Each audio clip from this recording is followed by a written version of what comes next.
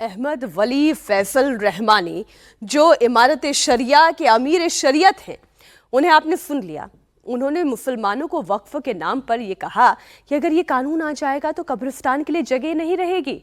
लेकिन अब आपको बिहार के गवर्नर और इस्लाम के जानकार आरिफ मोहम्मद खान को सुनना चाहिए, जिन्होंने ये बताया, ये समझाया वक्फ का मतलब क्या होता है और इस कानून में संशोधन क्यों जरूरी है। कुरान भरा पड़ा है, खर्च करो, अनफिकू फी सबीलिल्लाह, अनफिकू अनफिकू अनफिकू।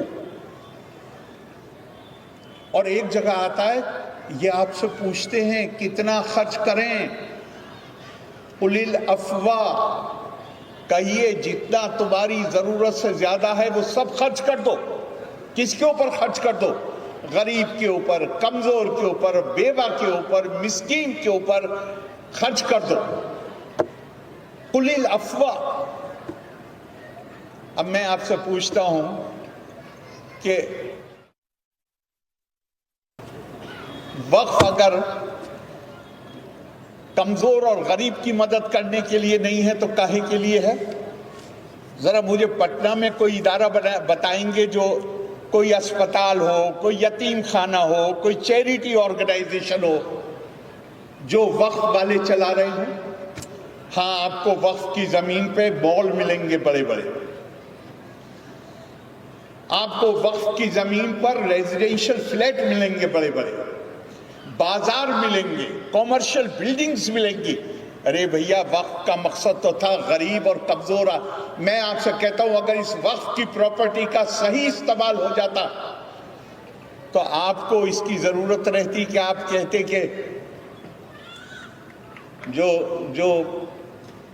जरा मुतमव्वल लोग हैं वो पटना में किनके दरवाजों को कुंडी खटखटाते हैं अपने बच्चों के दाखिले के लिए। मैं कह रहा हूं आपको स्कूल के दाखिले के लिए, यूनिवर्सिटी के दाखिले की बात नहीं कर रहा मैं। लगभग पूरे हिंदुस्तान में हमारे पहले से तो हमारे ईसाई भाइयों ने जो तालीमी इदारे कायम किए हुए हैं, चाहे जिस कम्युनिटी का आदमी हो, जुलाई और अगस्त के महीने में उनकी खुशामद करता घूमता है कि हमारे बच्चे को एडमिशन कर लीजिए।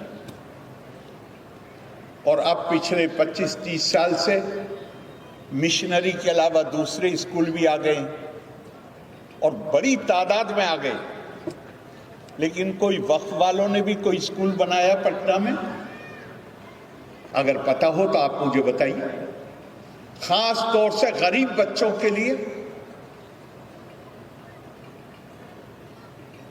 और मैं एक बात आपसे बढ़ के कहता हूं, मौलाना दानियाल साहब यहां बैठे हुए हैं, यकीनन उन्हें हिफ्ज है कुरान। यहां और भी लोग होंगे, अगर मैं गलत कहूं तो अभी टोक दीजिएगा। वक्फ का लफ्ज कुरान हकीम में नहीं आया, लेकिन कुरान भरा पड़ा है, खर्च करो, खर्च करो, खर्च करो। कमजोर के ऊपर, गरीब के ऊपर, बेवा के ऊपर, मिस्कीन के ऊपर, मुसाफिर के ऊपर, जो कर्जे के बोझ से दबे हुए हैं उनके ऊपर खर्च करो। बिहार के गवर्नर आरिफ मोहम्मद खान ने साफ साफ बता दिया कि वक्फ कानून में संशोधन क्यों जरूरी था।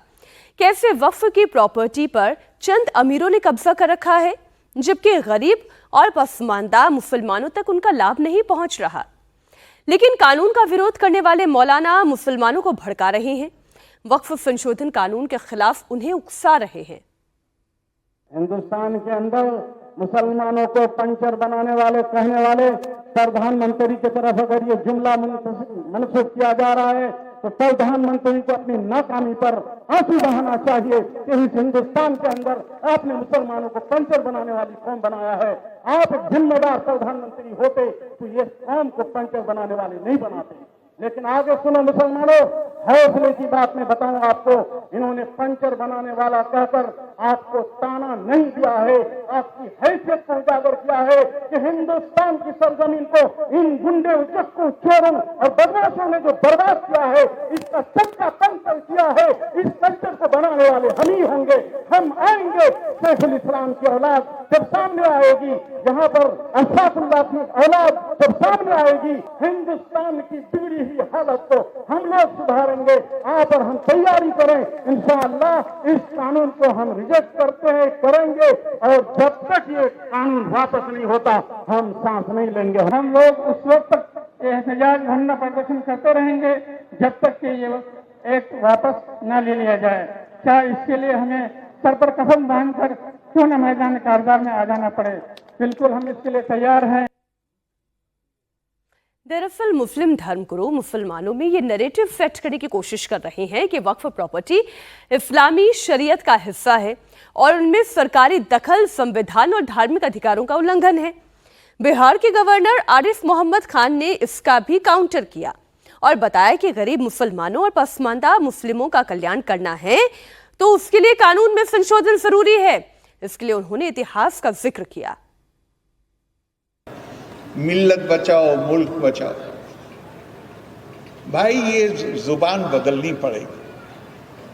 1946 से पहले इस्लाम बचाओ, अगर मुल्क की तकसीम नहीं हुई तो इस्लाम नहीं बचेगा, मुस्लिम तहजीब नहीं बचेगी, मुस्लिम जुबान नहीं बचेगी। हो गई तकसीम, बच गया। जो मुल्क बनाया 25 साल एक नहीं रह सका, और आज जो बचा कुचा है वो कई साल और चलेगा, कहना मुश्किल। मुल्क तकसीम होने से पहले, अब तो उस जमाने के कोई लोग होंगे नहीं, 1920 में खिलाफत की तहरीक चली, खिलाफत बचाओ। जहां खिलाफत थी तुर्की, वहां के लोग उस खिलाफत को मानते थे कि ये मौरूसी हुकूमत है, खानदानी हुकूमत है, ये खिलाफत नहीं है। अरब भी उसे खिलाफत नहीं मानते, अरब उसकी मुखालफत कर रहे थे, तुर्की के लोगों ने उसे ख़त्म किया। और हमें अल्लाह ने अजीब मिजाज दिया है, हम कह रहे थे बोली अम्मा मोहम्मद अली की जान बेटा खिलाफत पे दे। अरे 56 मुल्क हैं, आप तो उस तुर्की की खिलाफत में आते भी नहीं थे। अब दुनिया में 56 मुल्क है, कोई एक तो अपने आप को खिलाफत डिक्लेयर कर दे, बाकी किसी को फिक्र नहीं है। सिर्फ हिंदुस्तानी मुसलमान जो ये बड़े हैं मुसलमानों में, ये तो सिर्फ लीडरशिप देते हैं। ये सारे तहरीकों में अगर नुकसान किसी ने उठाया है और कीमत अदा की है तो वो ये वाले मुसलमान हैं जो गरीब हैं, कमजोर हैं, पिछड़े हुए। जज्बाती बातें करते हैं, उनके अपने बच्चे तो आप यही सबसे बड़ा इदारा जिसे कहते हैं कि मुसलमानों का सबसे बड़ा इदारा, अमीर साहब के बच्चे अमेरिका पढ़ते हैं, गरीब के बच्चे मदरसे में पढ़ते हैं। क्यों? आप या अय्युहल्लज़ीना आमनू लिमा तक़ूलूना मा ला तफ़अलून, तुम दूसरे लोगों से वो बात मत कहो जो तुम खुद नहीं करते हो। अपने बच्चों को अमेरिका भेजते हैं पढ़ाने के लिए और आपसे कहेंगे कि मदरसों को बचाना है। भाई कुछ तो गौर करिए। और अब क्या आमाल क्या है, मैं किसी पे की तनकीद नहीं करना चाहता। ये अकेले यहां नहीं है कि मैंने कहा कि अमीर साहब अपने बच्चों को अमेरिका भेजते हैं। देवबंद में जो मोहतमिम है उनके बच्चे भी अमेरिका ही पढ़ते हैं।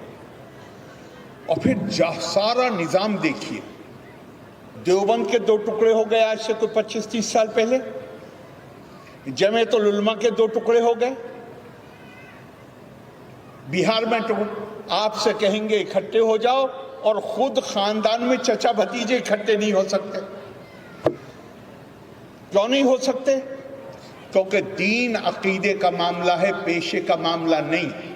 अगर आप दीन को पेशा बनाएंगे तो जायदाद के ऊपर तो भाइयों में लड़ाई हो जाती है, चचा भतीजे में क्यों नहीं होगी? दीन को अकीदा रहने दीजिए, पेशा मत बनाने दीजिए।